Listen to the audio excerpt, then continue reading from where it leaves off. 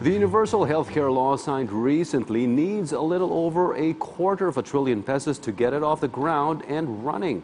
3/4 of the needed funds, or some $195 billion, will be financed care of next year's budget allocations and resources. PTV correspondent Patrick De Jesus on the urgency of world boxing icon Senator Manny Pacquiao's proposed piece of legislation to plug in the shortfall by way of a hike in sin taxes in this report. This is the new campaign of Department of Health and Department of Finance against smoking. Seen in the advertisement is Filipino boxing icon and Senator Manny Pacquiao fighting an iconic and known mascot named as Yossi Kadiri. In line with this, the DOH and DOF is seeking a reset or recalibration on the amount of sin taxes for tobacco and alcoholic products. The said agencies are supporting the bill filed by Senator Manny Pacquiao in the Senate. The additional taxes on cigarettes and alcoholic products aims to further distance Filipinos from these harmful, even lethal intake products.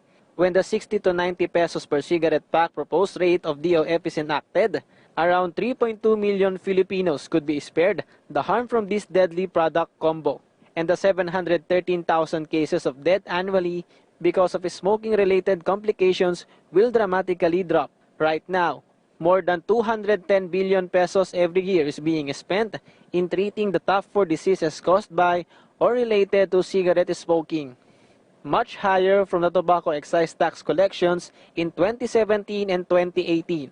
Those selling tobacco products and alcoholic drinks expressed support for the proposal. Wala naman kaming magagawa kung tataasan uli yung buwis.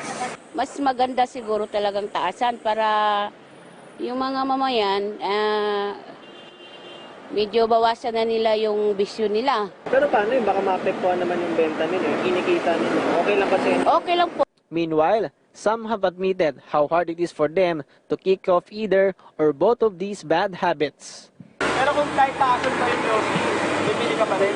Opo. Bakit? Kasi yun na yung bisyo ko matagal na eh. But the revenue from those who cannot control or quit from drinking or smoking like Amy Rose will be used to fund the universal healthcare law and other healthcare programs of the government. We need to secure sufficient and sustained resources to ensure that the health system will be set up and transformed as envisioned in the next 10 years. In the first year of UHC law, around 258 billion pesos is needed for its implementation. But if it will be only funded by the government resources, some from Philippine Charity Sweepstakes Office and Philippine Amusement and Gaming Corporation, it can only provide 195 billion pesos, which means that there will be a shortfall or funding gap of 62 billion pesos. Finance Secretary Carlos Dominguez is worried that if the additional sin taxes will not be expedited, the universal healthcare law cannot be implemented in full. There will be gaps, and gaps mean some people will not be served, or some, not only that some people will not be served, maybe all of them will be served, but not all the intended expenses will be covered. Duque and Dominguez hope that lawmakers can see the importance and urgency of the status quo, so the proposed legislation can be enacted into law without further delay.